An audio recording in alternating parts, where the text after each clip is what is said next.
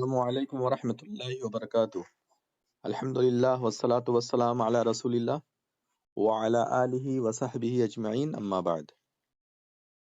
تو آج آپ لوگوں کو ہم تختی نمبر 22 پڑھا رہے ہیں۔ تختی نمبر 22 پڑھا رہے ہیں، جیسا کہ یہ ہے تختی نمبر 22 جو ہے یہ میم ساکن کے قاعدے کے تعلق سے ہے۔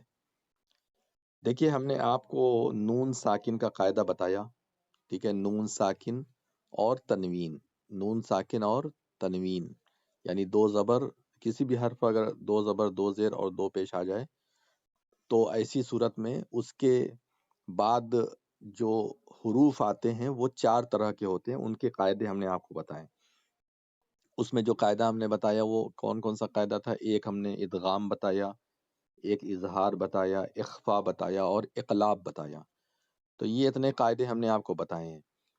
بعین ہی اسی طریقے سے میم ساکن کے بھی قاعدے ہوتے ہیں۔ میم ساکن، میم پہ جزم ہو، یعنی میم ہے اس پہ جزم ہے، تو اس کے بھی 3 قاعدے ہوتے ہیں۔ آپ یہ جانتے ہیں کہ ہم نے بتایا ہے آپ کو کہ تمام حروف کل ملا کر کے کتنے ہوتے ہیں؟ 28 حروف ہوتے ہیں۔ اور نون ساکن و تنوین کے قاعدے میں ہم نے 4 قاعدہ آپ کو بتایا، جس میں سے اخفا کے جو ہے 15 قاعدے ہو گئے تھے، ٹھیک ہے؟ اور اسی طریقے سے ہم نے آپ کو یہ بھی بتایا کہ ادغام کے 15 حروف، اخفا کے 15 حروف ہو گئے تھے، اور اسی طریقے سے ادغام کے 6 حروف ہو گئے تھے، اقلاب کا 1 حرف تھا، اور اسی طریقے سے اظہار کا 6 حرف تھا، جسے ہم حروف حلقی کہتے تھے۔ یہ سب ملا کر کے پورے 28 حروف ہو گئے۔ کتنے حروف ہو گئے؟ 28۔ آپ گن سکتے ہیں، 6 6 12، 1 13، 13 اور 5 13 اور 5 18، 18 اور 1 1 2 28۔ تو اب میم ساکن کے 3 قاعدے ہوتے ہیں۔ میم ساکن کے قاعدے میں 3 چیز ہوتی ہے، دیکھیں یہاں پر لکھا ہوا ہے ادغام، اخفا اور اظہار، ٹھیک ہے؟ 3 قاعدے یہاں دیکھیے آپ کو دکھائے جا رہے ہیں، ایک ہے ادغام، ایک ہے اخفا اور ایک ہے اظہار، ٹھیک ہے؟ میم ساکن کا قاعدہ بڑا آسان ہے۔ میم ساکن کا قاعدہ بڑا آسان ہے۔ پہلی بات تو یہ ہے کہ اس میں 3 ہی ہوتے ہیں، اور 3 میں بہت کم کم حروف سے آپ کو لینا دینا ہے۔ یہ نہیں کہ ایک میں 15 ہے، ایک میں ایسا کچھ نہیں۔ 2 قاعدہ آپ اچھے سے سمجھ لیجئے، باقی جتنے قاعدے ہیں سب سمجھنا آپ کے لیے آسان ہو جائے گا۔ صرف 2 قاعدے آپ کو سمجھیے، اس کے بعد ایک قاعدہ بچے گا، وہ آپ کو سمجھنا آسان ہو جائے گا۔ دیکھیے، میم ساکن کے بعد اگر میم آ جائے، میم ساکن کے بعد میم آ جائے تو میم کو میم میں مرج کر دیں گے، پلس کر دیں گے، ٹھیک ہے؟ ایک تو یہ قاعدہ ہے۔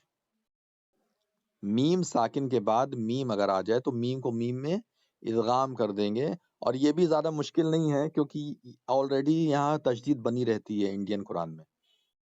انڈین قرآن سے مراد ہے کہ انڈیا کی جو چھپائی ہوتی ہے پرنٹنگ میں، یہ رہتا ہے۔ اب دیکھیں میم ساکن ہے، یہ میم کے بعد میم آ گیا، یہ ادغام ہو جائے گا۔ میم کے بعد میم ہو گیا، یہ ادغام ہے۔ اور یہاں ناک میں آواز رکھنا ہے، کیونکہ میم پہ جب تشدید آتی ہے تو ناک میں آواز رکھی جاتی ہے۔ یہ میں نے آپ کو کئی مرتبہ بتا دیا ہے کہ نون پر اگر تشدید آ جائے اور میم پر اگر تشدید آ جائے تو ناک میں آواز کو رکھا جاتا ہے، ٹھیک ہے؟ اب دیکھیے، الیکم مرسلون لہم ما یشاءون فی قلوبہم مرض فہم معرضون۔ اب آپ دیکھیے، پوائنٹ پر غور کیجئے، میم ساکن کے بعد میم آ رہا ہے اور اس کو ملا دیں گے، تشدید ہوتی ہے اس لیے یہاں ادغام کیے، اس لیے یہاں پر ناک میں آواز رکھی جاتی ہے، یعنی کہ غنہ کیا جاتا ہے۔ اور اس قاعدے کو کیا کہتے ہیں؟ ادغام شفوی۔ ادغام شفوی، یہ یاد رہے۔ اس قاعدے کا نام کیا ہے؟ جب میم کے بعد میم آئے، یعنی میم ساکن کے بعد میم آئے، میم پہ زبر ہے میم آئے تب نہیں، میم پر زیر ہے اس کے بعد میم آئے تب نہیں، بلکہ میم ساکن کے بعد اگر میم آئے تب کی یہ بات ہو رہی ہے، یہ یاد رہے۔ تو اگر میم ساکن کے بعد میم آ جائے گا تو ایسی صورت میں اس کو کیا کہتے ہیں؟ ادغام۔ ایک نون ساکن اور تنوین والا ادغام ہوتا ہے، اور یہاں کیا ہے؟ ادغام شفوی. شفوی تاکہ معلوم ہو جائے کہ یہاں پر جو ہے میم ساکن کا قاعدہ ہے. ٹھیک ہے، تو جناب ایک بات تو یہ ہوگی. اب اس کے بعد اس کو میں پورا پڑھا دیتا ہوں. الیکم مرسلون لہم ما یشاءون فی قلوبہم مرض، یا یہ کہ فی قلوبہم مرض فہم معرضون. فہم، ٹھیک ہے، میم سا کے بعد میم آیا ہے، فہم معرضون. اور ہم لوگوں کو جو اسٹاپ کے رولز یعنی وقف کے جو قواعد ہے اس کا ہمیں خیال کرنا ہے. اچھا، یہ ادغام ہو گیا، میم کے بعد میم آئے تو ادغام ہو جائے گا. میم ساکن کا قاعدہ ہے، میم کے بعد میم آئے گا تو ادغام شفوی ہو جائے گا. دوسرا ہے اخفا شفوی. اخفا شفوی کیا ہوتا ہے کہ میم ساکن کے بعد اگر با آ جائے، صرف با، یہاں صرف میم کا معاملہ تھا، یہاں صرف با کا معاملہ، یہی دو حرف آپ کو یاد کرنا ہے، باقی سب میں آپ آزاد ہے میم ساکن کے قاعدے میں. تو میم ساکن کے بعد اگر با آ جائے تو ایسی صورت میں میم کی آواز کو ناک میں رکھیں گے، یعنی غنہ کریں گے، اخفا کریں گے، یعنی ناک میں آواز کو چھپائیں گے. جیسے اخفا ہوتا تھا نون ساکن تنوین کے بعد 15 حروف ہیں، ان حروف کے آنے پر کیا کرتے ہیں؟ ناک میں آواز کو رکھتے تھے نا، تو وہی کام یہاں کرنا ہے. ان ربہم بہم، ایسے نہیں پڑھیں گے. ان ربہم بہم ایسے نہیں پڑھیں گے. ربہم بہم، یہ اسی طریقے سے یہاں پہ ہے ترمیہم، میم ساکن ہے، اس کے بعد با آ رہا ہے، دیکھیے میم ساکن کے جسٹ بعد با آ رہا ہے نا، تو اب یہاں کیا کریں گے؟ ناک میں آواز رکھیں گے. ترمیہم بحجارت، بحجارہ، بحجارتن میں پڑھنے جا رہا تھا لیکن چونکہ یہاں رکنا ہے تو کیا پڑھیں گے؟ ترمیہم بحجارہ. پھر اس کے بعد پھر یہاں میم ساکن ہے، اس کے بعد با آ رہا ہے تو اب پھر ناک میں آواز رکھیں گے. وما ہم بمؤمنین، وما ہم بمؤمنین. پھر اس کے بعد ہے فبشرہم بعذاب. اب یہ دیکھیے میم ساکن ہے، اس کے بعد با ہے، تو اب کیا کریں گے؟ ناک میں آواز رکھیں گے. فبشرہم بعذاب. تو میم ساکن کے بعد اگر میم آئے تو دونوں ملا دیں گے، ناک میں آواز رکھیں گے. میم ساکن کے بعد با آئے تو اخفا کریں گے، یعنی ناک میں آواز رکھیں گے. یہ دو چیز آپ کو سمجھ میں آئیں گے. اب تیسرا اس کو کیا کہتے ہیں؟ اخفا شفوی. اخفا شفوی. اب تیسرا ہے اظہار شفوی. اظہار شفوی کیا ہوتا ہے؟ اظہار آپ جانتے ہیں، نون ساکن والے قاعدے میں آپ پڑھ چکے ہیں کہ ناک میں آواز نہیں رکھی جاتی بلکہ جلدی سے پڑھ کے آگے بڑھتے ہیں، صرف آواز کو ظاہر کرتے ہیں. ویسے یہاں پر بھی میم کی آواز کو صرف ظاہر کرنا ہے بس، باقی غنہ یہ سب کچھ بھی نہیں کرنا ہے. تو میم ساکن کے بعد با اور میم، با اور میم کو چھوڑ کر کے کوئی بھی حرف آ جائے تو ایسی صورت میں وہاں پر اظہار کیا جاتا ہے.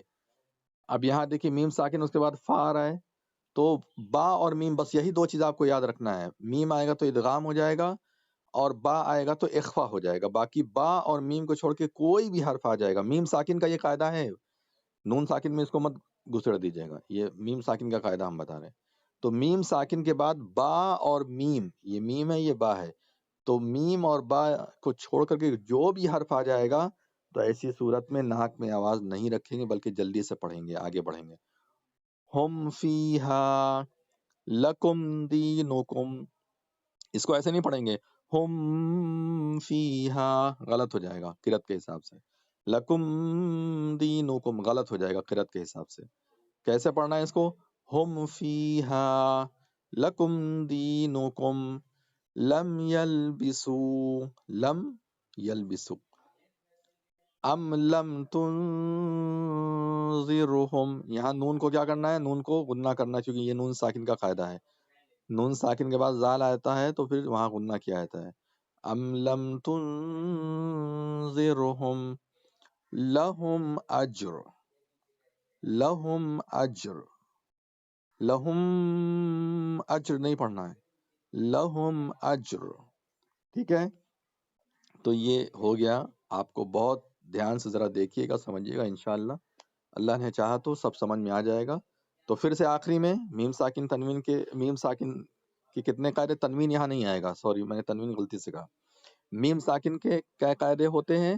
3 قاعدے: ادغام، اخفا، اظہار. سب کے آگے شفوی لگا رہے گا. ادغام شفوی، اخفا شفوی، اظہار شفوی. ادغام شفوی ادغام ہوگا، دونوں کو ملا دیا جائے گا اور ناک میں آواز رکھی جائے گی کیونکہ یہاں تشدید بن جاتا ہے. اخفا شفوی کیا ہوتا ہے؟ میم ساکن کے بعد با آ جائے تو ناک میں آواز رکھی جاتی ہے.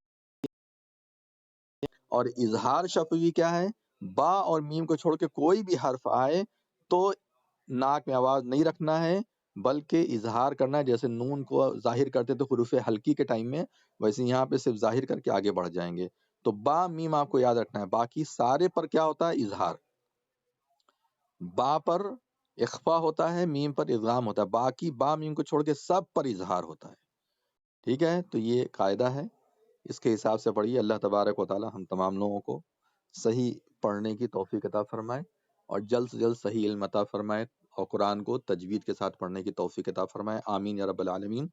وآخر دعوانا ان الحمد للہ رب العالمین. والسلام علیکم ورحمۃ اللہ وبرکاتہ.